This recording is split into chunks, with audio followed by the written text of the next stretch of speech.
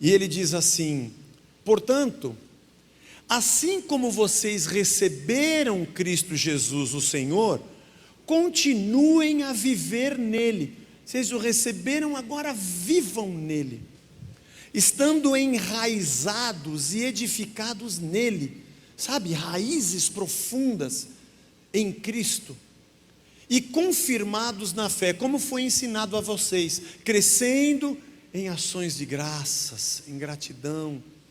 Tenham cuidado, aqui ele entra no assunto, para que ninguém venha enredá-los. Sabe como é que é?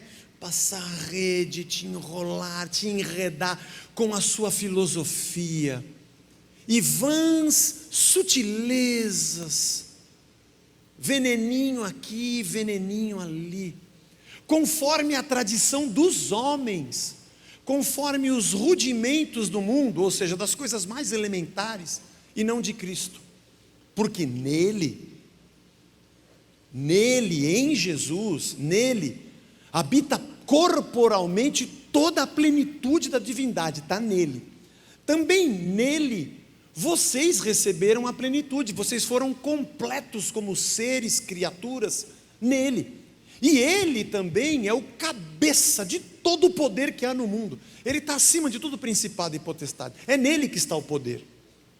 Nele também vocês foram circuncidados, não com uma circuncisão feita por mãos humanas, mas pela remoção do corpo da carne, que é a circuncisão de Cristo. Não é mais o corte da pele do prepúcio, é uma coisa de transformação no ser de vocês.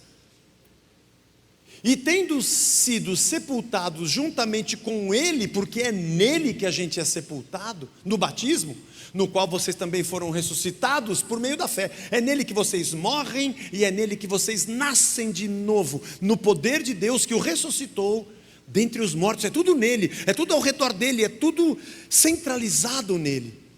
E quando vocês estavam mortos nos seus pecados e na incircuncisão da carne, perdidos na escuridão, né? Ele lhes deu vida, é nele que está a vida, juntamente com Cristo, perdoando todos os nossos pecados, cancelando o escrito de dívida que era contra nós, e que constava de ordenanças. Ele está falando da lei, o qual nos era prejudicial. Caramba, era prejudicial cumprir a lei. Removeu inteiramente, cravando na cruz. Pá! Na cruz, ele cravou a nossa cédula, a capivara, sabe como é que é? Bateu a nossa capivara, o que tinha de pendenga, ele encravou na cruz, e despojando os principados e potestades, publicamente os expôs ao desprezo. Esses poderes que agiam sobre vocês, foram desprezados na cruz, triunfando sobre eles na cruz. Portanto, ninguém vem encher a paciência de vocês por causa de comida, de bebida, dia de festa, arraial, lua nova, se você guarda o sábado ou não guarda o sábado, porque tudo isso tem sido sombra, tudo isso tem sido sombra, presta atenção, tudo isso tem sido sombra das coisas que haviam de vir, porém o corpo é de Cristo. Não deixem que ninguém se faça de árbitro, para desqualificar vocês com o pretexto de humildade. Eles são mais humildes do que vocês, porque são mais espirituais, do culto dos anjos, de seres espirituais que revelaram coisas para eles e não a vocês, baseando-se em visões. Nós temos as visões que você não tem, estando cheio de orgulho, sem motivo algum, na sua mente carnal, e não retendo a cabeça, é Cristo, a partir da qual todo o corpo suprido e bem vinculado por suas juntas e ligamentos cresce, o crescimento que vem de Deus. Se vocês morreram com Cristo, já que vocês morreram com Ele, para esses elementos mais primordiais, rudimentares da vida e do mundo, por que vocês se sujeitam às regras, como se ainda vivessem nesse mundo? Não toque nisso, não coma disso, não pegue naquilo, aí não pode. Todas essas coisas se destroem com o uso. São preceitos e doutrinas dos homens. De fato, essas coisas, pode, não pode, faz, não faz, elas têm aparência de sabedoria, aparência. Ao promoverem um culto que as pessoas inventam, uma falsa humildade e um tratamento austero do corpo, é uma maquiagem externa, mas elas não têm valor algum na luta contra as inclinações da carne. Espírito Santo de Deus, presente em nós e neste lugar, em nome de Jesus, o Filho, revela as palavras do nosso irmão Paulo no nosso coração nesta manhã. É a nossa oração em nome de Jesus. Amém. Amém.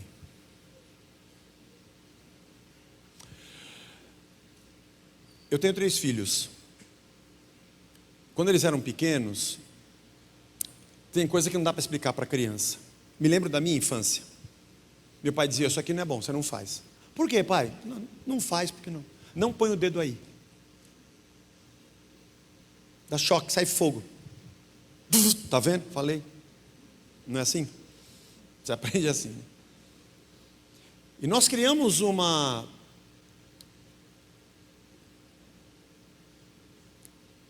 aura de um compêndio de ensinos com ordenanças para os nossos filhos. Eles não entendem o porquê pode e o porquê não pode, mas não dá para eles entenderem. Naquele momento eles estão crescendo. Isso que eu estou falando para vocês, eu não vou ler porque é muita coisa para falar num domingo só, mas isso que eu estou falando para vocês está em Gálatas 4. Uma hora você pode ler lá e ver. A ideia está lá em Gálatas 4, eu não estou inventando da minha cabeça. Quando ele faz 5, 6 anos, olha, você vai... meu amigo da escola falou para eu ir lá, nós vamos ver um filme, o pai dele vai passar uns filmes, uma série, vou dormir lá, vai ter pipoca, campa dentro. Faz o xixi dentro do vaso e levanta a tampa quando você for fazer. Se você tomar banho lá, não deixa o banheiro tudo molhado. Por quê, pai? Porque é assim. Ele não entende bem. Porque na sua casa ele molha tudo. Dos outros você não faz isso. Come de boca fechada. Não fala enquanto estiver mastigando. A pessoa mais velha que você respeita. Não é? É assim que a gente ensina. Diga assim: Senhor, diga a palavra mágica, muito obrigado. A gente ensina. Mas ele tem 10, 11, 12. E você fica feliz quando você fala: poxa, meu filho, poxa, eu ensino, ele me obedece. Esse ambiente de amor, ensino e obediência traz uma alegria no nosso coração. Os meus filhos agora já estão grandes, né? O meu mais velho vai ter filho, eu vou ser vô. Já está na casa dos 30. Eu não ficaria nem um pouco feliz se agora, com 30, 28, ele me obedecesse. Pai, como é que é mesmo quando eu vou na casa de alguém que eu tenho que fazer? Você não fala com a boca cheia. Tá bom, pai. Você faz xixi dentro, entendeu? Faz sentado, não é do seu banheiro. Você toma banho, enxuga. Diga por favor. Eu não ficaria feliz. Naquela época eu ficava. Hoje, assim como aconteceu comigo, o pai se alegra com uma outra coisa. E eu me lembro quando eu era pequeno, tinha dúvidas na escola, às vezes meu pai e minha mãe me ajudavam com a matemática, com alguma coisa. Depois ele ficou feliz quando eu me formei na faculdade. Ele ficou feliz com esse aqui, é meu filho, com as habilidades que eles têm. Meus filhos falam inglês de um jeito assim. A Vitória e o Guilherme falam fluentemente. Eu sei falar o verbo to be. Eu não passo fome e acerto o banheiro, mas muita coisa eu não sei falar. Eles têm habilidades, eles se tornaram adultos, eles são maduros, eles têm consciência. A minha alegria não é porque eu mando e ele me obedece. Agora a minha alegria é porque aquele ensino que era uma ordenança, agora se transformou numa consciência, maturidade, como um ser humano que eticamente, nos seus conceitos, princípios, se tornou um cidadão. Isso que enche o nosso coração. Por que eu estou dizendo isso? Você vai entender já já. Paulo não inaugurou a igreja de Colossos. Provavelmente, quase que certamente, foi Epáfras, que ele cita no capítulo 1. Depois você pode ler, a carta é curtinha, tem poucos capítulos. Ele também é citado na carta a Filemon. As duas cartas foram escritas juntas. E Epáfras, junto com Onésimo, provavelmente foram as pessoas que estavam com Paulo em Roma. Ele escreveu as duas cartas e eles trouxeram uma para a igreja de Colossos e outra para Filemon, que a igreja estava na casa dele. E esse Epáfras deve ter contado a Paulo o que acontecia. Ele agradece, ele é muito feliz pelo fruto de uma cidade que Paulo passou perto nas suas viagens, mas ele não passou por Colossos. Pelo menos não que a gente saiba, ou que Lucas tenha registrado. Parece que ele não passou por lá, mas Epáfras era o seu discípulo e trouxe para ele: olha, eu estou tendo esses desafios aqui na igreja. Colossos, uma cidade que Paulo destina essa carta para essa igreja, colocando Cristo no centro de tudo. Nós chamamos essa carta de um tratado cristocêntrico, ou uma carta cristocêntrica. E dá para entender por esse trecho no capítulo 2, que é quando ele entra no assunto, depois das saudações, né, como é que vocês estão, aí do primeiro capítulo, ele já entra no assunto dizendo: tem gente enredando vocês, tem gente com sutilezas e blá blá blá para cima de vocês. Nessa carta ele usa a palavra mistério, porque dentro das religiões gregas, que não tinham um nome específico, a designação que se dá é posterior, mas o que acontecia é de que eles achavam que, os estoicos achavam que se eles buscassem conhecimento e entendimento, isso os elevaria espiritualmente. Em correntes estoicas antigas, helenísticas, romanas, mas em suma era isso. Já os epicureus achavam que se eles cuidassem do prazer do corpo, também do entendimento, eles alcançariam uma posição mais elevada espiritualmente. Mas eles moderavam nos prazeres, vai devagar, mas é você curtir a vida e entender. E essas eram linhas filosóficas. Na religião, os mistérios eram lendas e fábulas, que quando você conhecia, você era elevado a um posto maior espiritual. E o bate-papo na cidade era: você conhece os mistérios ou não conhece os mistérios? E isso do lado grego. Você conhece os mistérios ou não conhece os mistérios? Você busca prazeres ou você corre dos prazeres? Você busca entendimento ou não busca? Isso pode, isso não pode. Isso era corrente, como acontece hoje com rede social, só que lá não era rede social digital. Era a ágora, era a praça, era o dia a dia, era a feira. Era essa pressão: você tem, você não tem, você faz, você não faz, você viu, você não viu? Isso pode, você não pode. E do lado judeu a mesma coisa. Só que do lado judeu não era a filosofia, nem as religiões de mistério, mas era na verdade a lei de Moisés. Esse é o dia da festa, esse é o dia que você tem que guardar, é a festa do tabernáculo, é a festa do não sei o quê, é a festa das colheitas, é o sábado, você guardou o sábado, você foi no templo.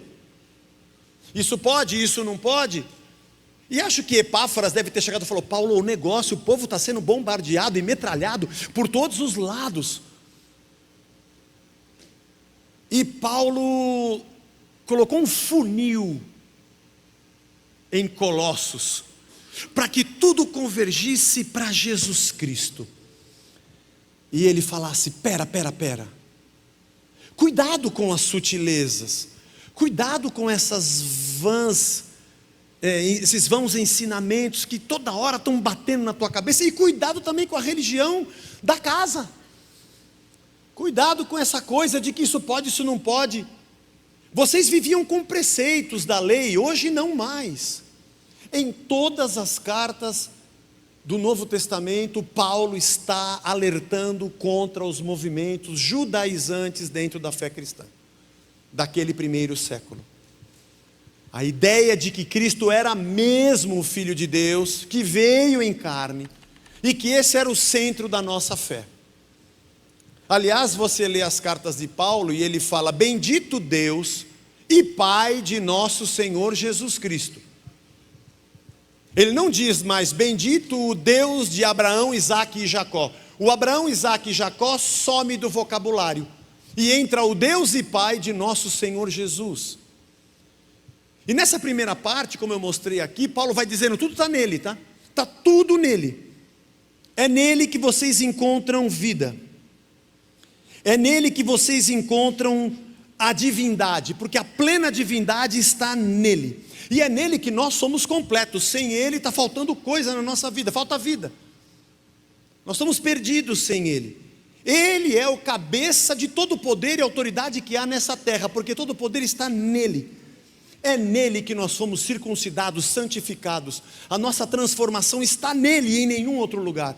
Na nossa comunhão com ele, com a sua palavra. É com ele que nós somos sepultados, e é nele que a gente ressuscita para uma nova vida, um novo coração, uma nova cabeça, um novo povo, para um novo mundo, para um novo reino, que tem um outro tipo de ideia na sua vida e vive como se esse novo já tivesse chegado. É nele que vocês são ressuscitados, é dele que recebemos vida. Eu estou repetindo aqui os versos. E dele que recebemos perdão.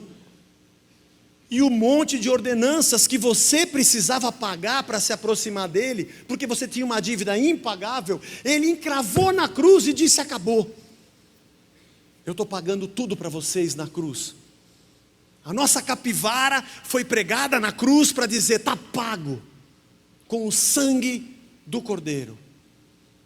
Porque é dele que parte a vida. Aliás, dele, por ele e para ele são todas as coisas. Tudo emana dele, tudo subsiste e é sustentado por ele, e tudo retorna em adoração a ele, porque ele é o centro da existência.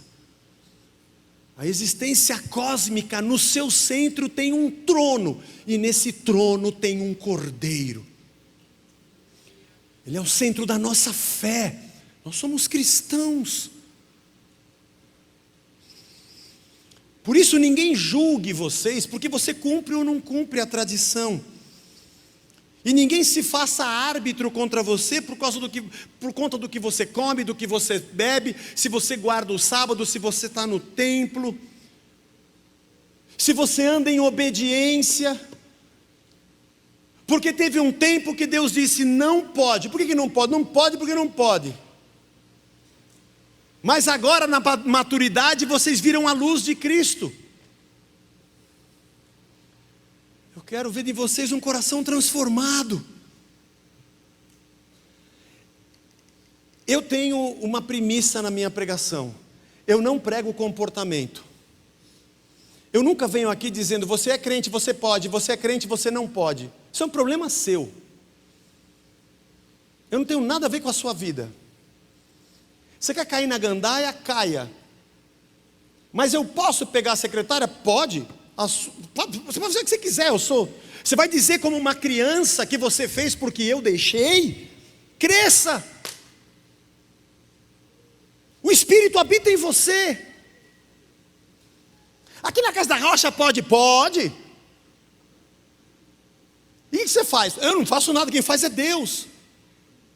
Eu digo a você o que é o Evangelho, o que é a essência de Cristo em nós, da nossa morte e ressurreição. Se você procura um lugar que vai te dizer: isso não pode, isso não pode, isso não pode, você está com 10 anos de idade, com 30 de conversão, mas ainda não encontrou o Filho de Deus como Senhor da sua vida. Está faltando voltar para Cristo. Levantar a mão e vir na frente e falar: eu quero seguir Jesus. Preciso ser batizado e me tornar um discípulo do Messias.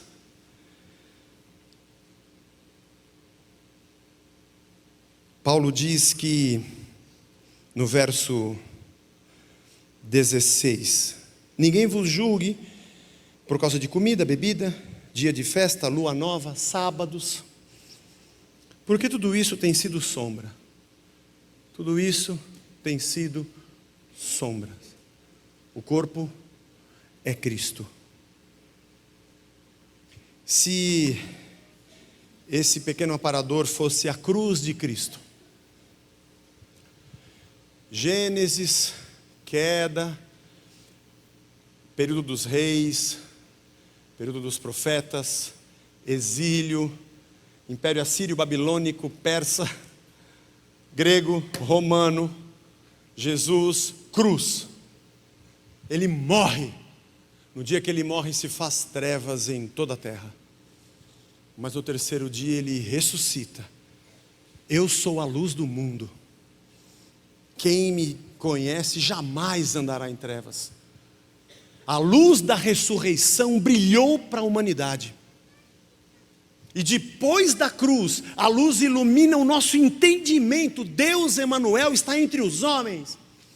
Ele virou gente e andou no nosso meio para a gente olhar e dizer: eu preciso morrer para o que eu sou e nascer de novo um pouco mais cada dia, para ser como Ele. Porque Ele é o ser humano que eu não consigo ser e o Deus que eu não conseguia ver. E a luz da ressurreição está nos iluminando a vida. Mas para trás da cruz há uma sombra. Davi não sabia, escreveu salmos maravilhosos e Deus fez milagres através de Davi, no povo, mas ele não sabia da cruz, nem sabia que viria Império Romano. Ele não conheceu o Evangelho, não viu o nascimento da igreja, nem tampouco Moisés. E algumas palavras dos salmos parecem até proféticas, mas não significam que eles de verdade tinham plena consciência do que viria. E nem os profetas que profetizaram sobre Jesus e o Messias. Aliás, eles não sabiam o que era a cruz, isso veio com o Império Romano.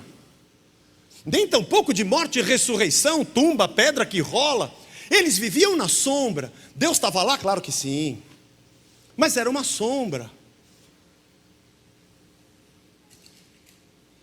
João 2,19. Jesus lhes respondeu: destruam esse santuário e em 3 dias eu o levantarei. Os judeus responderam: o santuário foi edificado em 46 anos. Você quer levantar em 3 dias? Ele, porém, se referia ao santuário do seu corpo. O templo do Antigo Testamento era uma sombra. Deus habita entre os homens agora. Ele é Emanuel.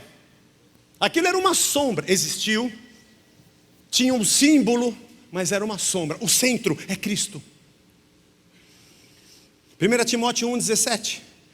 Assim, ao Rei eterno, imortal, invisível, Deus único, honra e glória para todo sempre. Amém. Amém.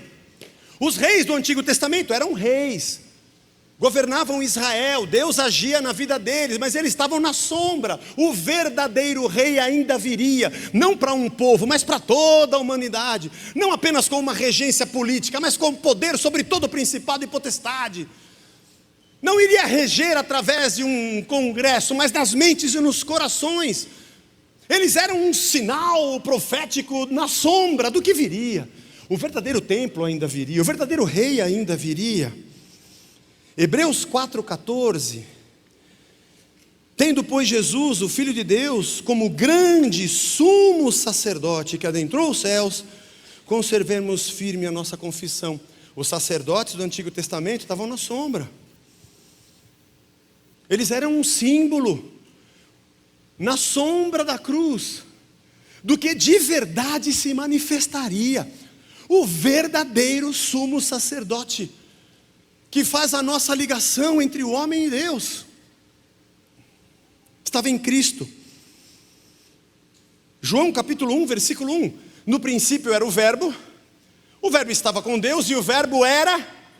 A palavra virou carne. Eu sei que você fala dos profetas do Antigo Testamento, e Deus estava com eles, e as palavras deles eram verdade, e eles profetizaram, mas os profetas que profetizaram não esperavam que a própria palavra que eles falaram agora estava virando gente.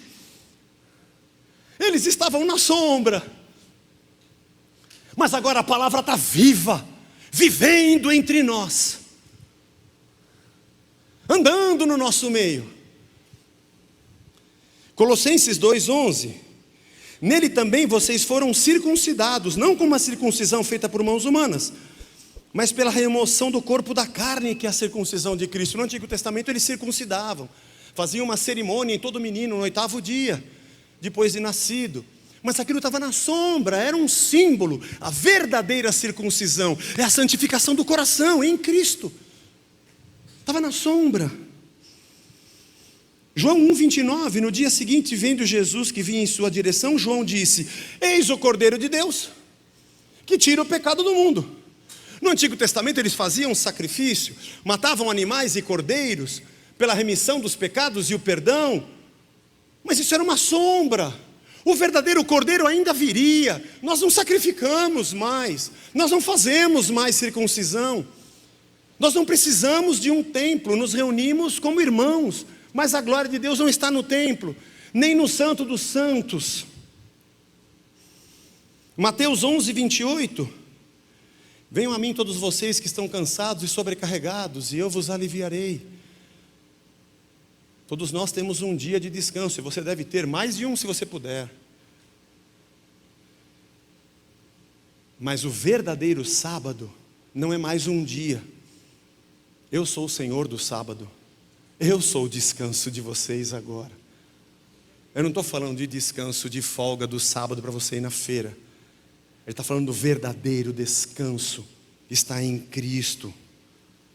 A arca da aliança era a presença de Deus no templo. Hoje Ele é o Deus entre nós em toda a nossa vida. Dentro da arca tinha o maná, que era o pão que desceu do céu, na sombra. Agora Ele diz: eu sou o pão vivo que desceu do céu. Eu estou aqui com vocês. E assim com a vara de Arão que floresceu, que estava dentro da arca, que agora a autoridade é o próprio Filho de Deus, entre os homens, cabeça de todo principado e potestade. Ou as tábuas da lei, a sua palavra, que agora a palavra habita entre nós. No capítulo 4 de Gálatas, Paulo diz que o tempo da lei era o tempo de uma criança que perde os pais e não pode assumir os bens, porque ele é menor, então tem um tutor que fala: você não pode gastar, você não pode comprar, você não pode vender, até que ele seja maior e possa administrar os bens que o pai lhe deixou. Ele diz: a lei é o tempo da infância, pode e não pode, compra e não compra, mas quando chega Cristo, você tem a luz e entende quem é o Filho de Deus, e que Ele é o centro de onde parte a vida, a ressurreição. É nele que a gente morre, é nele que a gente volta, é Ele que nos santifica, é a sua palavra que nos ensina. Ele é o centro de todas as coisas, e na cruz Ele chamou para sobre si a reconciliação de tudo, porque Deus estava em Cristo. Paulo diz aos Coríntios: Deus estava ali em Cristo, reconciliando consigo mesmo o mundo, trazendo de volta para si o que foi perdido no pecado. Não há nexo de eu querer a unção de Davi, ele estava na sombra. Não há nexo de fazer uma cerimônia num templo, aquilo é sombra. Mas as ordenanças vivem nesse ambiente. Os ataques em cima dos colossenses estavam nesse ambiente. Da imaturidade, onde eu acho que pelos meus ritos e pagamento de promessas e de sacrifícios e de obediências, eu consigo chegar até Deus. Não precisa mais, Ele se achegou a nós no Filho.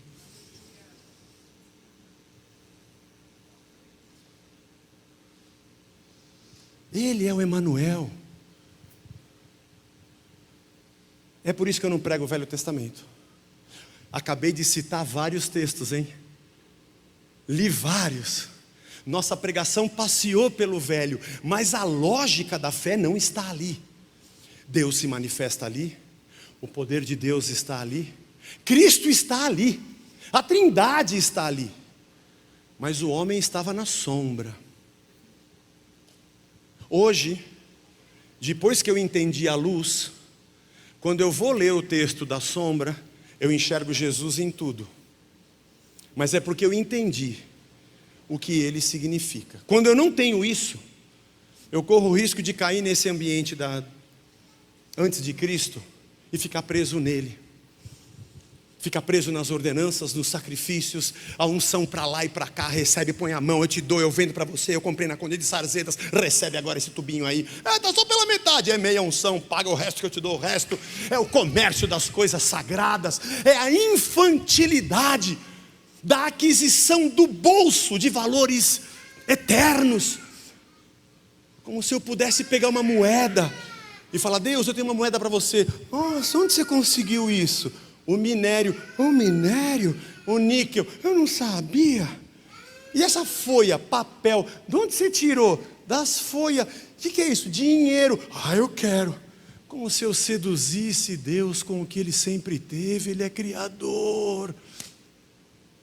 A nossa mentalidade infantil nos mantém dentro de um lugar evangélico, sem o Evangelho. Dentro de um lugar cristão, sem Cristo, sem a cruz, com gente oprimida, lei, ordenanças, cumprimentos, para ver se Deus vai gostar de você para te abençoar. Geralmente, é nesse ambiente que tem um mediador que diz: mas fiquem tranquilos, porque ele tem falado comigo e eu trago para vocês e digo o que vocês fazem, beleza? Confia em mim? Não, eu prefiro confiar em Cristo. Ele é o único mediador entre Deus e os homens. O povo da cruz passou por um processo de queda de escamas dos seus olhos. O povo da cruz viu crucificado naquele madeiro toda a queda da existência e toda a insignificância do rito, toda a ideia de sabedoria humana e todo tipo de religião simbólica. Porque quando aquilo que é completo se manifesta, aquilo que era em parte perde o seu significado. Não perde o seu significado como narrativa, perde como fundamento de espiritualidade, na minha opinião. É por isso que eu não acho que tem que tirar o Velho Testamento do Novo, não. Aliás, lemos vários textos aqui, ainda bem que ele está aqui. E aprendemos sobre a criação, sobre a queda, sobre os patriarcas, sobre toda a história que Deus foi caminhando com esses homens, desde a infância do entendimento, alcançando uma adolescência, profetas, sinais, até a maturidade, quando Cristo fala: pronto. E a fralda? Não precisa mais usar, você já sabe fazer suas necessidades sozinho. E a madeira? Então, agora você pode tomar no copo, Cristo chegou. Palavras de Paulo: quando você era menino, você pensava como menino e agia como menino, mas depois que você vai vir adulto, você deixa as coisas de menino. Ou, na malícia sejam crianças, mas no entendimento sejam adultos. Ou, vocês estão tomando leite materno, vocês estão precisando comer comida sólida, e entender o que foi que aconteceu com vocês. O povo da cruz é o povo que entendeu o que Cristo fez. É o povo que compreendeu esse movimento eterno sobre o tempo.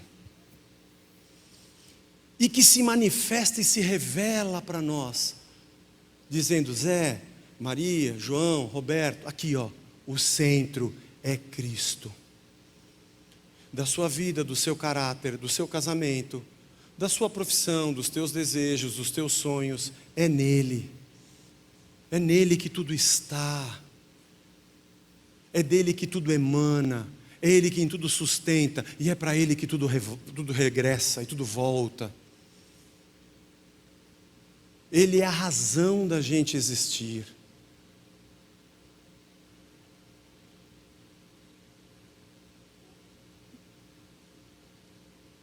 Eu não ia contar, mas vou contar. Uma vez me convidaram para pregar num lugar. A Blanche não está aqui hoje. Ela deve estar assistindo. Um beijo para ela. Mas ela falou assim: eu fui num lugar pregar e preguei sobre a cruz, né? E algumas pessoas falaram assim: nossa, mas você prega diferente? Não.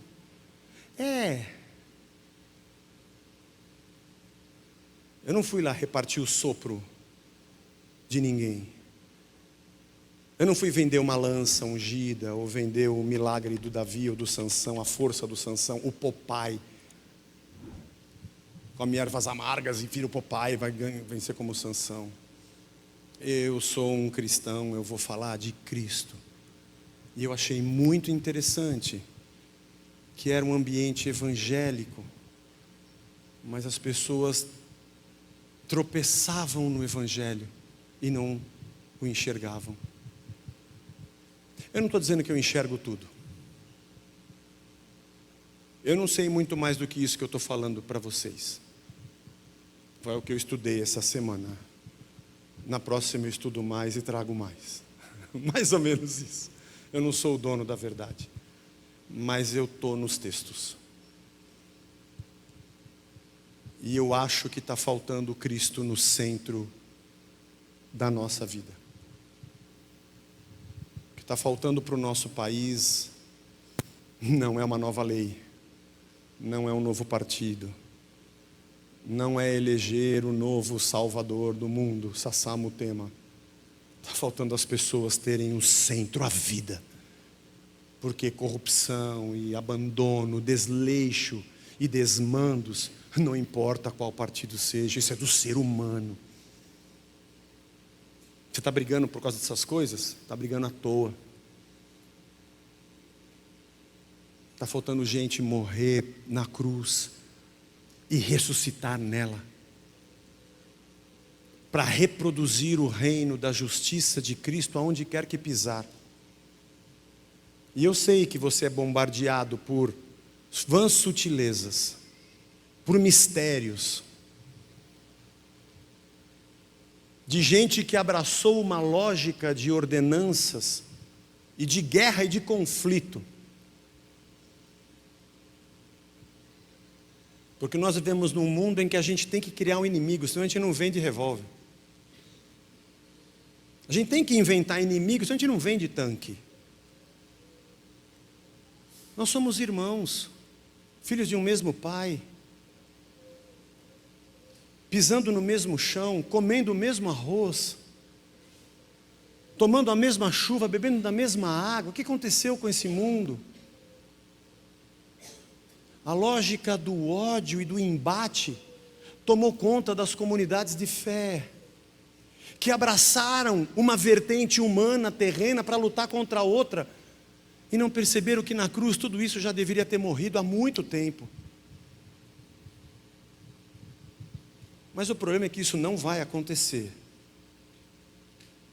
Tem uma boa notícia para você, vai piorar. O amor de quase todos esfriará. Mas Jesus nos mandou segui-lo. A minha oração hoje é a que eu fiz ao início, é que o Espírito Santo possa revelar isso a você. Se você puder, leia o livro de Hebreus, leia com bastante calma. Se você está no caminho das letras, acho que é a 3ª ou 4ª temporada. O de Gálatas, acho que é a temporada seguinte. Não, é a outra, 2 depois. Gálatas é uma declaração de independência à religião. E Hebreus desmonta todas as figuras veterotestamentárias, colocando Cristo como razão de tudo. Aliás, o escritor de Hebreus diz que essas coisas são parábolas do que viria. E nós possamos amadurecer, trocar o leite pela comida sólida, olhar como adulto as malícias da vida e podermos resolvê-las, não sermos mais crianças, mais adultos na fé, entendermos o que Cristo fez na cruz, pararmos de canonizar objetos, pessoas, lugares e ritos, e entendermos que tudo está nele. Ele é o cabeça da sua igreja. João diz que a unção que dele recebemos já está sobre todo o corpo, não precisa de receber mais coisa nenhuma. Parar com esse comércio das coisas imponderáveis e nos convertermos a Jesus Cristo, para que Ele seja o Senhor e Salvador da nossa vida. Hoje nós estamos num culto de ceia, uma celebração de ceia. às vezes me escapa a palavra culto, uma celebração de ceia, onde nós vamos ter comunhão, conversarmos uns com os outros, partirmos o pão. Quem pode participar, Zé? Você faz um movimento de pinça, você pode pegar o cálice e o pão, então você pode participar, se você consegue. Mas se você não puder, alguém pode dar para você. Todos estão convidados. Mas eu não sou evangélico da mesma denominação de vocês. Nós também não somos evangélicos, fica tranquilo, cai para dentro. Mas eu não sou, nunca entrei numa igreja, eu sei, Jesus falou que podia sentar. Aliás, ele foi criticado porque ele sentou com publicanos e pecadores. É porque eu sou um pecador, então é para você mesmo. Para você mesmo. Mas me disseram que não presta, se eu participar cai meu cabelo, a unha fica encravada. Não, fica tranquilo, irmão. Não tem demônio nenhum. Senta com a gente aí. Só uma coisa eu te pergunto, você entende que ele é o corpo e o sangue? Você entendeu o que eu falei, que ele é a vida? Não, tá bom, pode participar. Vai ser uma alegria ter você aqui, participando conosco, batendo papo e participando da ceia do pão e do cálice. Mas eu gostaria de orar com você. Que nós orássemos pedindo a Deus que nos ajudasse a fazer de Jesus Cristo o centro da nossa vida de verdade. A gente segue a Deus para ter dinheiro, segue a Deus para ter prosperidade, segue a Deus para ser curado. Todas essas coisas são plausíveis e na hora da minha batalha eu peço para Ele mesmo. Mas eu não sigo a Deus pelas coisas que Ele faz, nem pelo que Ele me dá. Eu descobri que Ele é a minha vida e eu o sigo porque sem Ele eu não vivo. E todas as outras coisas, graças a Deus, me serão acrescentadas, segundo a sua boa vontade. Eu não preciso brigar com Ele para Ele me dar aquilo que Ele já me conquistou e me deu na cruz. Se você puder, se você quiser, nós vamos nos ajoelhar e vamos orar.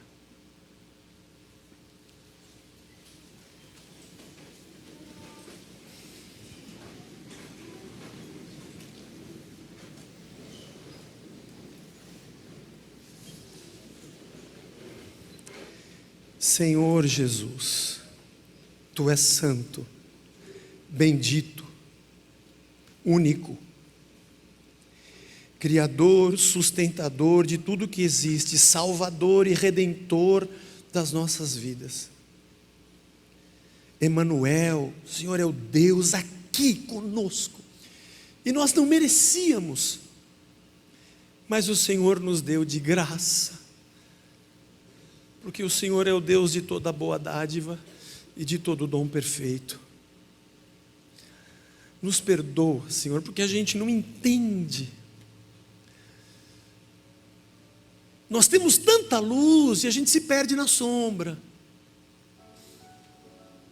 guerreando para ter aquilo que o Senhor já nos deu, iludidos, enredados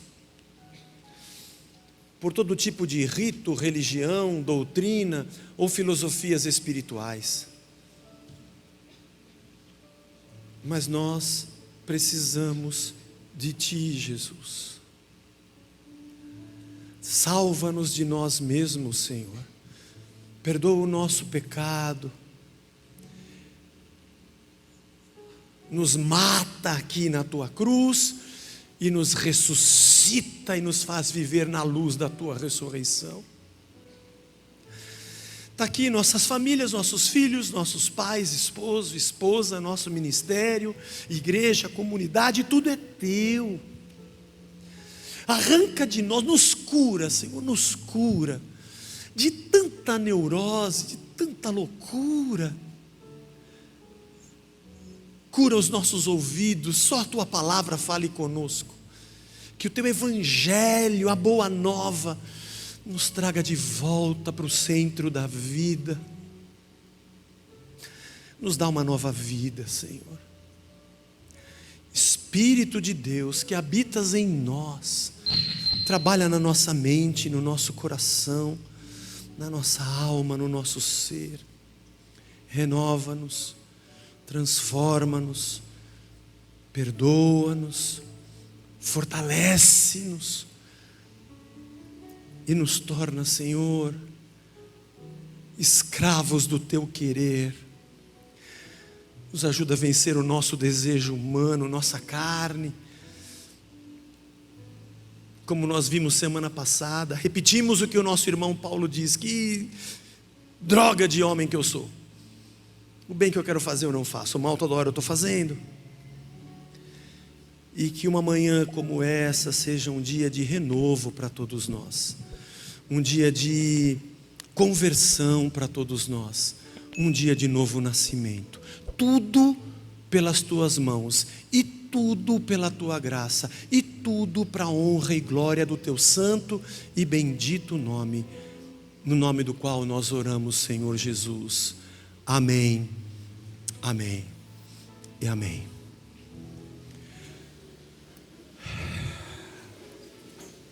Deus nos abençoe. Deus nos fortaleça e nos encha da sua presença. Amém, irmãos? Amém. Nós vamos participar da ceia. Você é nosso convidado. Você que está vindo pela primeira vez e não sabe como acontece, deixa a vida te levar. Vai todo mundo levantar e mexer as cadeiras. Fazemos pequenos grupos. Não faça grande, faz de 4, 5 no máximo, para você se conhecer, bater papo, saber quem é quem. É para isso que a gente faz os grupos.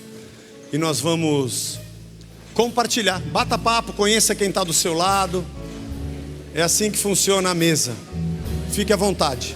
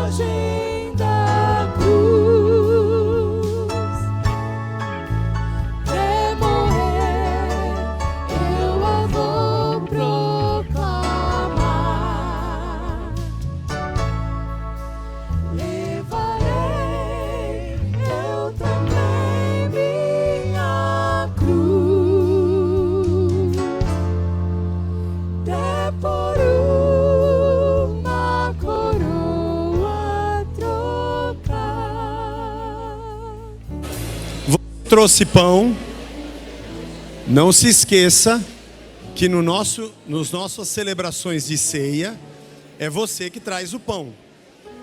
Se o grupo não tem pão, tem algum grupo atrás ou na frente que tem pão. Quem quer pão? Quem quer pão? Quem quer pão? Você que tem pão no seu grupo, levante-se e sirva para quem não tem aqui, ó. Ajude o outro grupo. O legal é que a gente vai partir, entendeu? Vai dar para todo mundo.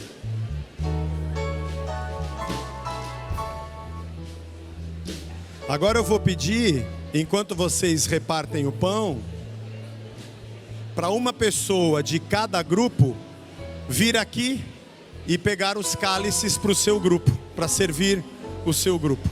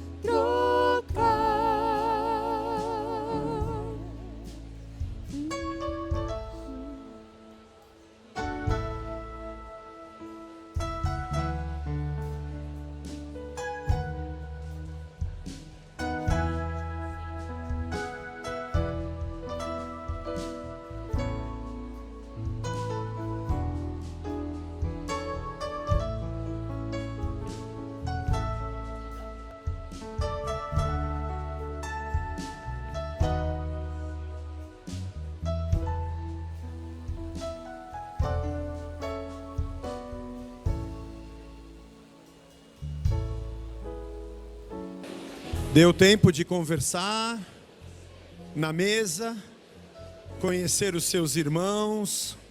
Vamos orar? Vamos orar. Uma pessoa em cada grupo, ore.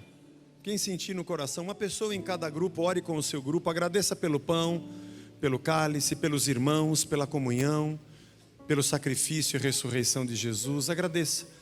Daqui a 1 minuto eu vou fazer a oração. Vamos orar juntos.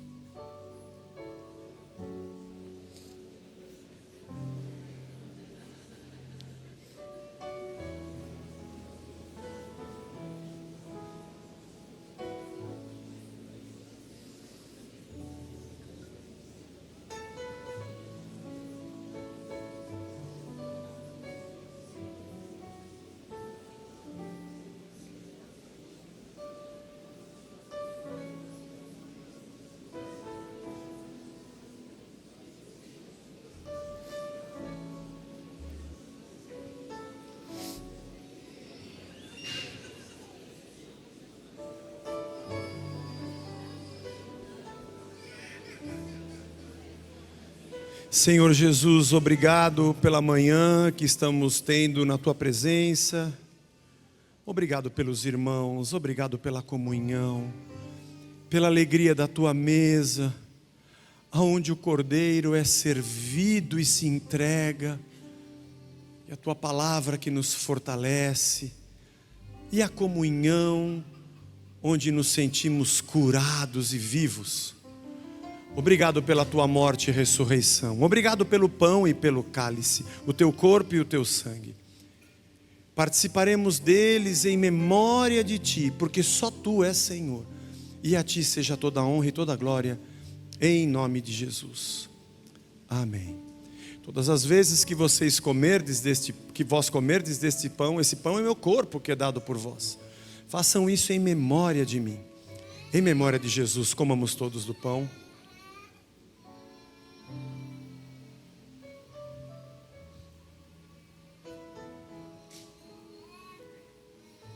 E por semelhante modo, Jesus, tomando o cálice, disse: esse aqui é o cálice da nova aliança no meu sangue. Não serão mais animais, sacrifícios, aquilo era só sombra.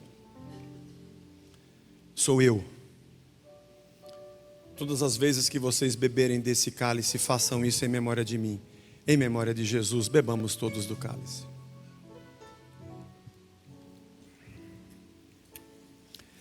A Ti, Senhor Jesus, e somente a Ti, seja todo louvor, toda honra, toda glória, toda adoração, todo o nosso ser, tudo pertence a Ti.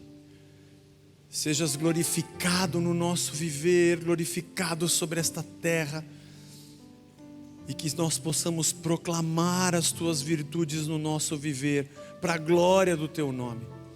Despede-nos na Tua paz, abençoa a nossa semana, traz a gente de volta no próximo domingo, para juntos celebrarmos de novo, e em tudo Te somos gratos. Em nome de Jesus, amém, amém.